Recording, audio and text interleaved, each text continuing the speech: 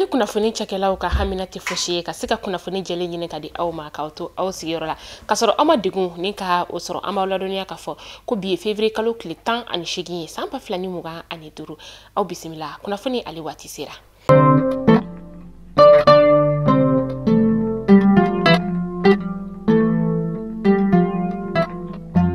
Kunnafoni damnala bi an ka jamana ɲɛma ni o ye général des armées Asimi Goita ye kunu tɛrɛ février kalo tile 17 san 2025 a ye Bɛyirasikaw ka haut conseil ni ka o bisimila ni o ye tawdenikaw olu ye a kɛra Kulubakaw olu fɛ yen nɔ ni sigikafɔ in kɛra an ka ministre bɛ yen nɔ ni ale ɲɛsinnen bɛ bɛn ani kelenya koɲɛw olu ma ni o ye général des corps d'armée Ismaïla Wage ye ka taga se tawdeni ye ale marabolo o ɲɛma ma ni o ye général Abdrahamane Uldo Medu ye ka yira la ka fɔ ko ni sigikafɔ in laɲini ye min ye o de ye Bɛyirasikaw olu nana ka na yira an ka jamana marabagaw la ko bɛn ani kelenya o de kɔni ka di olu ye ka yira an ka jamana marabagaw la ko u ka dɛmɛ bɛ an ka jamana marabagaw olu yɔrɔ la walasa bɛn ani kelenya o bɛ se ka sinsin an ka jamana ale kɔnɔna la cogo min na. An bɛ to an ka jamana ɲɛma ale ka kunnafoniyaw olu kɔnɔna la halisa labitaniso min bɛ yen nɔ ni ale bɛ génie militaire olu tɔgɔ la ni an ka jamana ɲɛma ale kɔni centre de dialyse ni ka o dayɛlɛ ka di olu ma a centre de dialyse yɛrɛ kɔni kɔnɔna la a ye panneau solaire ni ka o fɛnɛ di u ma a kolomokarila février kalo tile 14 san 2025 laɲini ye min ye o de ye maa minnu bɛ yen nɔ ni ɛrɛnko bana b'u la ni olu kɔni jeli kɔni o bɛ falen u bɛ se ka kɛnɛya sɔrɔ lafiya la cogoya min na. An ka ministri ɲɛma ni o ye général de division Abdoulaye Maiga ale kelen kɔ ka tile 2 ni ka o kɛ Segu mara o kɔnɔna la an ka ministri ɲɛma kunu a bɔra ni ka i kunda joyilakaw olu fɛ yen nka min ni joyilakaw kɔni bɔra ni ka bisimila kosɛbɛ u ka dugu o kɔnɔna la baninkokaw u nisɔndiyara ka sababuya kɛ ko jamana marabagaw ka na olu ka dugu o kɔnɔna la o bɛ kabi san 2005 wagati bɔ. An ka kɛlɛkɛcɛw ka ɲɛma ni o état major des général des armées a ko k'a da bɛɛ lajɛlen tulo kan k'a fɔ an ka fintigilakaw kɔni tun bɛ larawuli la wagati min na o ni karogɛlɛn diinɛ tigilama u ni olu kɔni karila ɲɔgɔn na an ka jamana ale tile bi yan fanfɛla o la ni o ye Anifis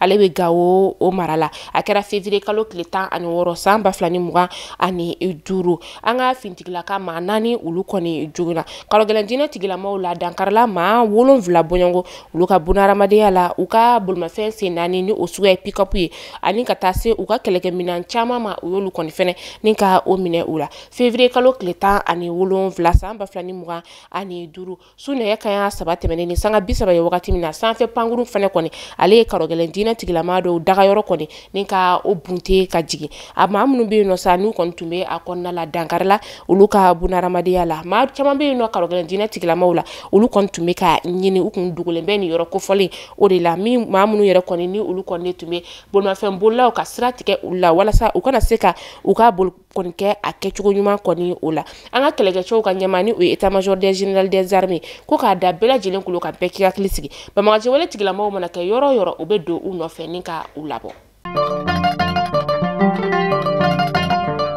An ka ministri bɛ yen nɔ ni ale ɲɛsinnen bɛ bolimafɛn koɲɛw olu ma ni o ye Madina Sicogo ye ko fɛn min ye avril kalo tile fɔlɔ natɔ ye san 2025 hakilina dɔ kɔni olu bɛna sigi sen kan bolimafɛn bolila minnu bɛ yen nɔ ni u bɛ damakojugu ni ka o kɛ ani bolimafɛn bolila minnu fɛnɛ bɛ yen nɔ ni u bɛ surcharge ka olu kɛ ni o de ye ka minɛn ta minɛn min ni a dama tɛmɛnen don o de kɔni bɛ kɛ sababu ye ni ka an ka sira kannaw ni ka olu tiɲɛ bolimafɛn bolila minnu fɛnɛ bɛ n'u bɛ boli damatɛmɛkojugu kɛ o de kɔni fɛnɛ sababu ye ni ka sirabakan kasara kɔni ka o juguya fɛn min ye sariya kura min ni a bɛna taa olu ka ɲangili kojugu o de bɛna da maa minnu bɛ yen nɔ ni u bɛ minɛn ta minɛn min ni bolimafɛn yɛrɛ kɔni tɛ se a kɔrɔ a dɔw bɛ se ka taa kɛ yɛrɛ fo ka i ka bolimafɛn sɛbɛn ka o minɛ i la.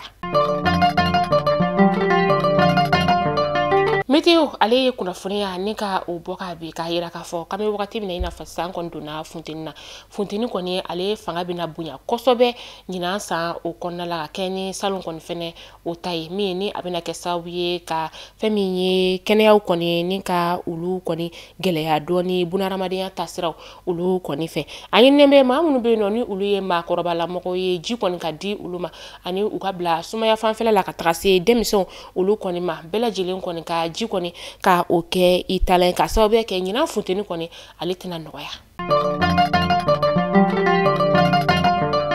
An bɛ taa Badalabugukaw olu fɛ yen nɔ bolimafɛn bolila muso dɔ ale ka bolimafɛn suguya ni o ye RAV4 2020 ale kɛtɔ la ni ka sira kɔni ka o fara a taara don muso dɔ kɔni na n'a denmuso min n'a kɔni tun sigilen bɛ pate feere o la denmuso in yɛrɛ kɔni si bɛ t'i jɔ san 9 o bɔɲɔgɔnko la denmuso in yɛrɛ kɔni ni tora la o yɔrɔnin bɛɛ lajɛlen kɔni na nka bamuso yɛrɛ kɔni ale sɛbɛkɔrɔ joginna ka sababuya kɛ tulukalama kɔni o bɔnna a kan sapeur pompier ma u y'a ta teliya la ni ka taga n'a ye lapitaliso la ka sababuya kɛ a sɛbɛkɔrɔ joginna den min yɛrɛ kɔni ni ale nin tora la u y'ale ta ni ka taga n'a bila sumaraso kɔni o la an bɛ dugawu kɛ ala ka baara dali nɔgɔya banbagatɔ ye min yɛrɛ kɔni ni ale joginna ala ka kɛnɛya ɲuman ni ka o di a ma nin kunnafoniya in an y'a bɔ Mediatek TV o kan.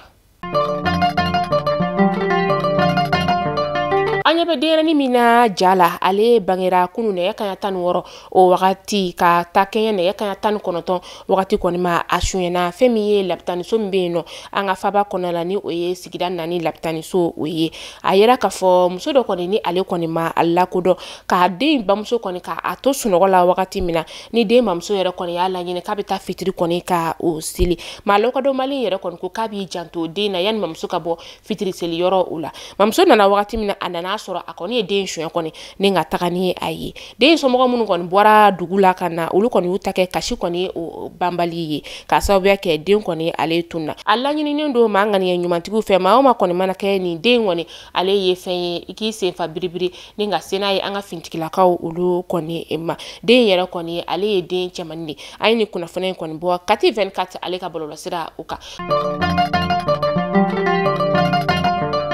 Mali kunnafoni jabaran najɛbɔ aw kulo garisɛgɛ kɛra nin kunnafoni damadama de ye bi ni k'a da u kelen-kelenna bɛɛ lajɛlen kulo kan aw ni ce aw ka lamɛnni ko ɲuman na aw k'an bɛn donna nataw la kunnafoni kuraw olu kɛnɛ kan ala ka tile tɛmɛ ko ɲuman di ne ni aw bɛɛ lajɛlen ma.